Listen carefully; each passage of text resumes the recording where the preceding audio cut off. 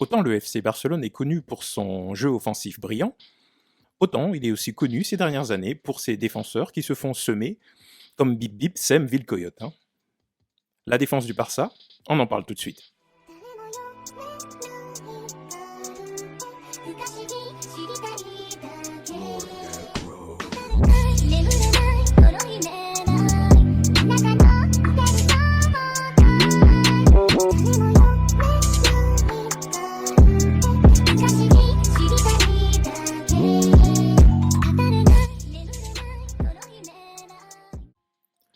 Bonjour à tous.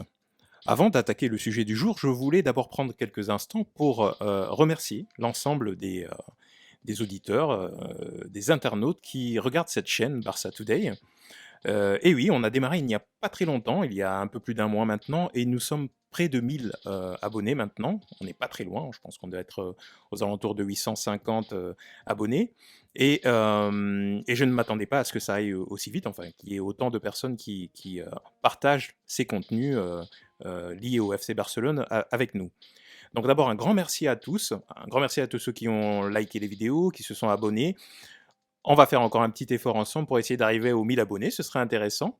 En tous les cas, on sera très content. On verra que du coup, cette chaîne plaît. On sera encore plus motivé pour vous produire des contenus de qualité et puis échanger avec vous nos analyses, nos opinions parfois et nos réactions au match et à l'évolution du club, au transfert, au mercato et à tout ce qui tourne autour du FC Barcelone.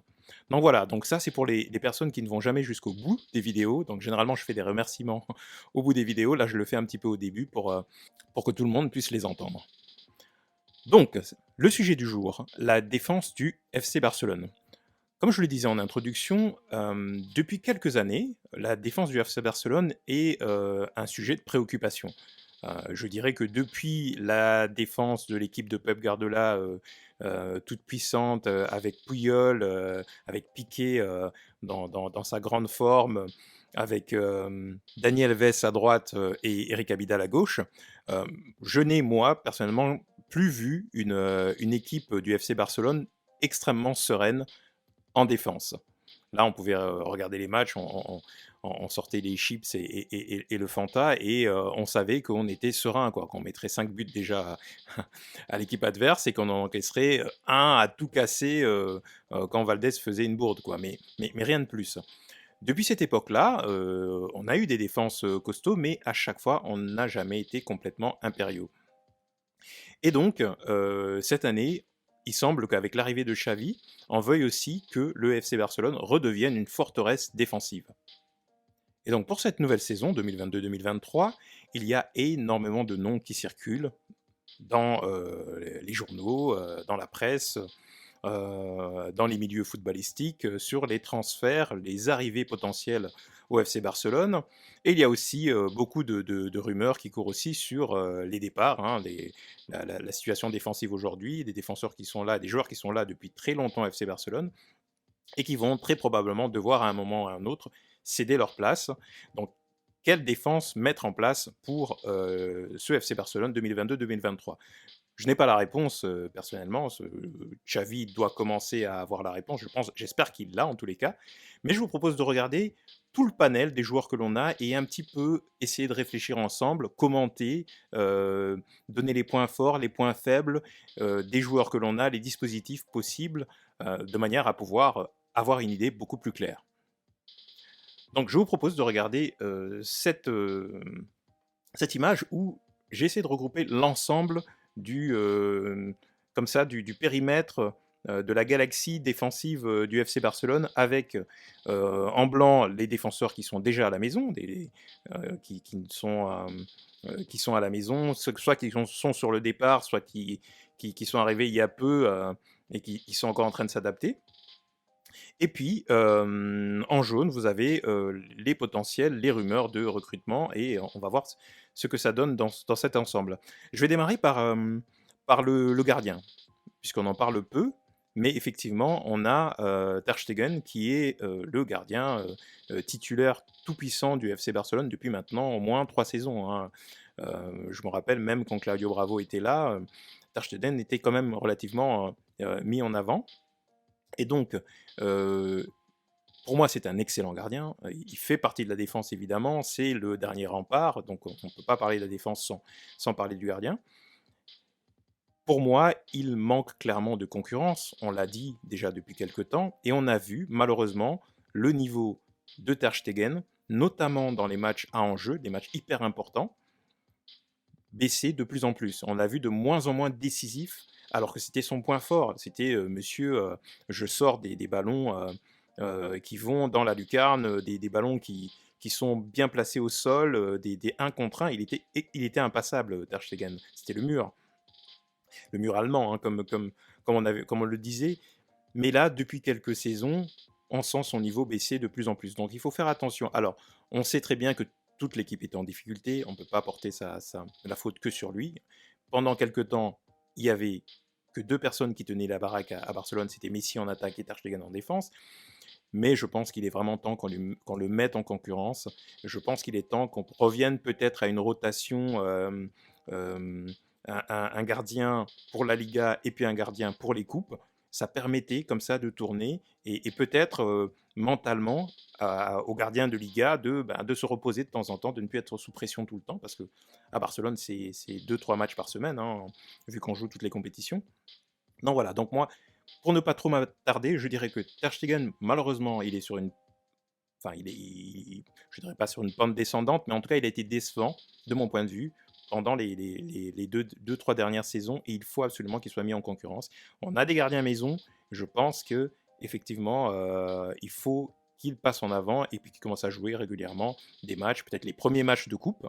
Ter Stegen n'a pas besoin de les jouer, et certains matchs de Ligue des Champions aussi, il n'a pas besoin de les jouer, notamment en poule, si on est bien positionné, il n'a pas besoin de les jouer. Donc je pense il faut réellement qu'il hausse son niveau pour cette nouvelle saison. Et ensuite, on va attaquer les latéraux. Alors, à gauche, bah là, sans surprise, on va avoir Alba, qui pour moi reste quand même le titulaire. De toute façon, il n'y a pas de rumeur, en tout cas que je sache, il n'y a pas de rumeur de recrutement côté latéral gauche. Donc, et Alba, quand il est encore une fois en pleine confiance et qu'il est clairement concentré, reste l'un des meilleurs latéraux gauche que l'on connaît, hein, à ce jour. Donc moi, je le maintiendrai Alba en titulaire. Derrière, je mets Baldé. Je pense qu'il est super important que Baldé commence à réellement entrer dans la rotation, et une vraie rotation. Pas une rotation uniquement pour les matchs sans enjeu ou quoi que ce soit, une vraie rotation. D'autant plus qu'on s'est rendu compte qu'Alba se blesse de plus en plus, et c'est normal, il a un certain âge. De toute façon, passé les 30 ans, 32, 33 ans, ben voilà, les blessures arrivent, hein, et pour une saison complète, on n'a pas les moyens de pouvoir se permettre d'avoir un Alba blessé 2 matchs sur 3. Ce n'est pas possible, notamment pour les gros matchs. Alors, vous noterez que je n'ai pas mis Marcos Alonso. Je sais qu'il y a des rumeurs aussi qui courent sur Alonso comme recrutement pour ce poste-là. J'y crois pas trop. Je ne l'ai pas mis parce que enfin, je regarde jouer Chelsea et je suis Marcos Alonso depuis déjà quelques temps. Il n'a pas du tout le profil Barça. Euh, c'est pas un joueur avec une qualité technique suffisante. Alors, il centre bien, hein, il est physique, etc. Mais pour moi, il n'a pas ce côté qualité technique suffisante pour pouvoir réellement entrer dans le jeu de passe et de une touche du Barça. C'est pour ça que je ne l'ai pas mis, tout simplement. Dites-moi hein, si vous pensez que Marcos Alonso est un prétendant sérieux à ce poste. En revanche, je crois beaucoup plus aux rumeurs de recrutement de César Azpilicueta hein, en tant que latéral droit. Pourquoi? Parce que déjà, c'est effectivement quelqu'un qui joue très très régulièrement et très souvent en sélection espagnole avec Luis Enrique. Donc c'est un capitaine. Je pense que Xavi veut s'appuyer sur cette dimension, pas vétéran, mais oui, voilà, c'est un joueur qui a de l'expérience, qui est capitaine, qui est extrêmement dur sur l'homme. C'est un bagarreur, c'est un combattant. Et donc, il a tellement l'habitude de jouer dans cette formation de la Roja qu'il est plus, à mon avis, compatible avec le jeu du Barça. Donc, pour moi, ce serait le recrutement qui, pour moi, va arriver à coup sûr. À 99%, je pense que César Azpilicueta va rejoindre le FC Barcelone. Le titulaire à droite, vu que Dani Alves est parti, vous avez peut-être eu la nouvelle, hein, Alves n'a pas renouvelé son contrat, enfin le club ne l'a pas renouvelé, et il a rendu une fière chandelle au club pendant une saison, une pige qui a été, pour moi, d'un point de vue sentimental, super, super sympa, et d'un point de vue footballistique aussi. Mais pour moi, le titulaire, c'est Dest. Dest doit clairement monter d'un cran. Euh, il est encore jeune, c'est vrai, mais là maintenant, ça fait 2 saisons, ça va être sa troisième, il me semble. Il faut maintenant qu'il passe un cap et qu'il prenne clairement possession de ce poste. Il en est clairement capable. Derrière, et je sais que je vais recevoir quelques jets de, quelques jets de bananes, de peau de banane à cause de ça, mais pour moi, Sergi Roberto reste un latéral droit qui est correct, qui connaît bien la maison, c'est un joueur de la Masia, qui vient de la Masia, qui connaît le style de jeu. C'est vrai qu'il sort d'une traversée du désert, il a été blessé pendant très longtemps, mais pour moi, c'est un latéral sur lequel on peut compter dans la rotation. Vous voyez qu'il arrive en troisième position pour moi. Donc ce ne sera pas le titulaire, mais clairement, pour les matchs de Liga contre les secondes parties de tableau, il fait clairement l'affaire. Donc ça ne sert à rien, il a été renouvelé de toute façon. Ça ne sert à rien de s'en priver, d'autant plus qu'il est polyvalent, il va jouer au milieu de temps en temps pour dépanner, et en latéral droit, donc moi je le garde. La défense centrale, et donc là les sujets qui fâchent arrivent maintenant. Bon, alors, on va parler déjà de ceux qui sont à la maison. Ah, et vous noterez également que j'ai précisé à chaque fois si les joueurs étaient droitiers ou gauchers. J'ai mis un petit D pour droitier, évidemment, et un petit G pour gaucher. Donc ça va être important, vous verrez, dans l'équilibre, hein, finalement. On se rend compte d'abord qu'on a énormément de droitiers dans cette défense. On a quelques gauchers qui sont à gauche, heureusement, mais beaucoup, beaucoup de droitiers, et ça va certainement être important dans la composition des défenses pour Xavi. Donc à la maison, on va avoir Ronald Araujo, qui est pour moi le titulaire indiscutable, qui a des qualités monstres, c'est le moins qu'on puisse dire. C'est clairement un défenseur qui est extrêmement difficile à passer, qui rattrape énormément d'erreurs des autres joueurs. Il est rapide, puissant, costaud, bref, défendre, c'est sa nature, quoi. Je veux dire, il est clairement né pour ça, ce garçon. Donc pour moi, c'est le titulaire indiscutable. Il est en numéro 1. D'ailleurs, il y a une sorte de hiérarchie, hein, dans mon classement. Là, vous voyez, en haut, j'ai quand même mis ceux qui étaient, pour moi, à mon avis, plutôt titulaires. Alors, ensuite, on a Piqué, qui n'arrive pas tout de suite, hein. Pour moi, c'est clairement une saison où Piqué doit commencer à laisser sa place. Hein. C'est un joueur qui est très important pour le club, on le sait, qui est très important pour le vestiaire, on le sait aussi. Et son jeu de tête, pour moi, personne n'a un jeu de tête comme lui, enfin un jeu de tête défensif en tous les cas, c'est une tour de contrôle.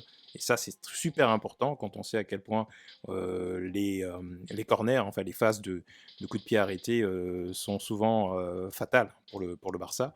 Donc lui, il nous sauve quand même énormément.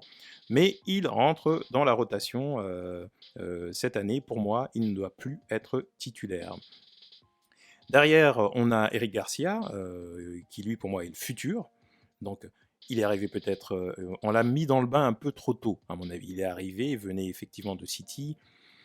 Il est formé pour jouer au Barça. Il a, de tous les défenseurs, je pense que c'est lui qui a la meilleure relance. C'est un peu le Piqué d'avant.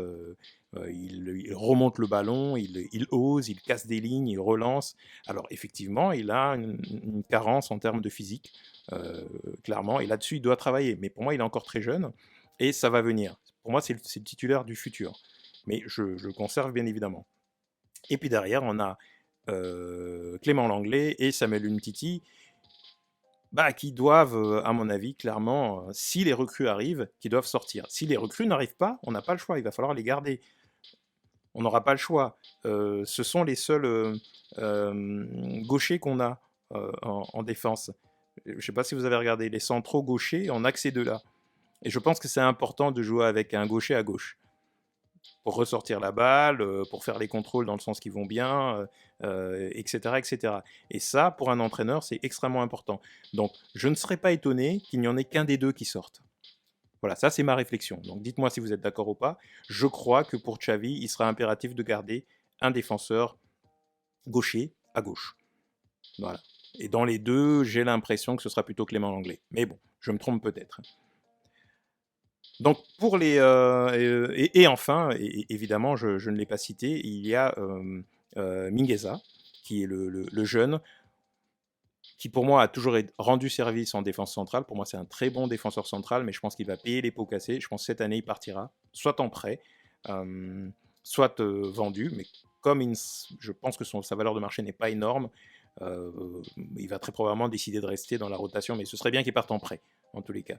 Mais bon, c'est un défenseur maison et dans ce rôle-là, il est extrêmement important. Il est à noter aussi d'ailleurs que souvent Xavi fait jouer, enfin il l'a fait en tout cas cette saison, les défenseurs centraux en latéral, dans le poste de latéral. Il l'a fait pour l'anglais, il l'a fait pour Araujo à certaines reprises. Quand on sent que, entre guillemets, sur les côtés, ça risque de passer, qu'on va avoir des ailiers véloces, ou enfin en tout cas que sur les côtés, ça va être un problème, et on a du vrai répondant en face avec des Mbappé, avec des Vinicius, etc. Il peut mettre quelquefois quelqu'un comme Araujo où il sait que ça va être très très dur. Et pendant le Classico, d'ailleurs, Araujo a fait le boulot. Hein. Ça a été très très dur pour Vinicius. Donc je pense qu'il veut aussi que ses centraux soient capables d'être un petit peu polyvalents et de jouer sur les côtés quand c'est nécessaire. Donc on peut très bien tourner aussi comme ça. Pour les arrivées, alors on a Koundé. Koundé, moi je le mets effectivement, s'il vient, il sera à mon avis titulaire avec Araujo. Parce que c'est un défenseur qui a tout, quoi. Il a tout. Il est rapide, il est costaud, il est intelligent, il connaît le football espagnol, puisqu'il joue à Séville. Il évolue là-dessus, tout le monde le veut. Il est cher, c'est vrai. Mais apparemment, Xavi le veut vraiment, et je pense que c'est le premier nom qui coche dans la défense sur sa liste. Voilà. Derrière, on va avoir Koulibaly, qui pour moi est. Moi, je le mettrais peut-être dans la même catégorie qu'Araujo, même s'il a plus d'expérience et il a une meilleure relance qu'Araujo. Donc, si on a Koundé Koulibaly, je pense que c'est l'un ou l'autre. Ça va être difficile puisque Araujo sera titulaire indiscutable, je n'imagine ni Koundé ni Koulibaly être remplaçants. Même question pour Christensen d'ailleurs, qui est également considéré comme étant déjà presque signé. Là, pour moi, on a un Christensen qui, pour moi, ressemble un peu plus à Piqué dans sa façon de jouer et qui est peut-être un peu moins physique que des joueurs comme Koundé, Koulibaly ou Araujo. Christensen va devoir rentrer dans la rotation parce que j'ai l'impression que Xavi, et je pense qu'on est tous d'accord, on veut tous avoir, à partir de maintenant, une défense costaud, quoi, avec des joueurs où on sait que au duel, ils vont pas se faire passer comme des enfants, quoi. Et c'est ce qui se passe malheureusement souvent au Barça, quoi. On voit là, tactiquement, techniquement, ce sont probablement les meilleurs défenseurs qui existent au monde. Ils sont hyper intelligents. Je parle des Garcia, des Piqué, etc. Mais c'est vrai qu'en termes de duel, que ce soit le duel aérien, le duel au sol, on est souvent extrêmement faible et fébrile. On a beaucoup de difficultés. Et je pense que là, ce que veut Xavi, c'est renforcer. Donc c'est pour cela qu'il va chercher des profils comme Koundé ou comme Koulibaly. Et là, on aura une garde réellement extrêmement physique et quasiment impassable. Donc voilà. Donc effectivement, Christensen entre dans cette catégorie-là, des joueurs qui sont classieux, qui sont propres ballon au pied, qui ont une très très belle relance, et notamment les transversales. Vous voyez les matchs de Christensen, il est très bon là-dedans. Maintenant, il vaut mieux le mettre avec un Araujo ou avec un Koundé éventuellement. Donc voilà, donc là je vous ai donné un petit peu le panel global de tout ce qui a été dit, avancé, proposé en termes de recrutement défensif au FC Barcelone. Personnellement, vous avez en tête de chaque partie, là, de chaque poste, les joueurs que je vois titulaires. Je vois Alba titulaire à gauche. Je vois en défenseur central Koundé Araujo. Je pense que ce sera une paire de défenseurs extrêmement robuste. Et à mon avis, il va falloir vraiment que les attaquants soient costauds pour venir s'y frotter. Et je vois Dest en latéral droit avec un Azpilicueta qui tourne régulièrement pour pouvoir effectivement faire en sorte que Dest se repose aussi. Et puis, bon, bah, Azpilicueta ne sera pas venu, à mon avis, pour faire de la figuration, donc il va vouloir aussi mettre son épingle dans le jeu. Donc voilà la galaxie défensive du FC Barcelone. Dites-moi ce que vous en pensez. Est-ce que vous êtes d'accord avec les analyses, avec les noms proposés? Quel serait votre alignement défensif? Quels seraient les deux centraux et les deux latéraux que vous mettriez en défense? Ou les trois centraux, hein, si vous pensez que Xavi va jouer dans une formation différente. Mais, mais dites-moi dans les commentaires, mettez peut-être votre alignement défensif, comme cela je pourrais le lire et éventuellement on pourra débriefer ensemble dans les commentaires. Merci encore à tous, hein. Je répète ce que j'ai dit en début de vidéo, la chaîne grossit, on va essayer d'atteindre les 1000 abonnés, likez, abonnez-vous et à la prochaine vidéo sur Barça Today.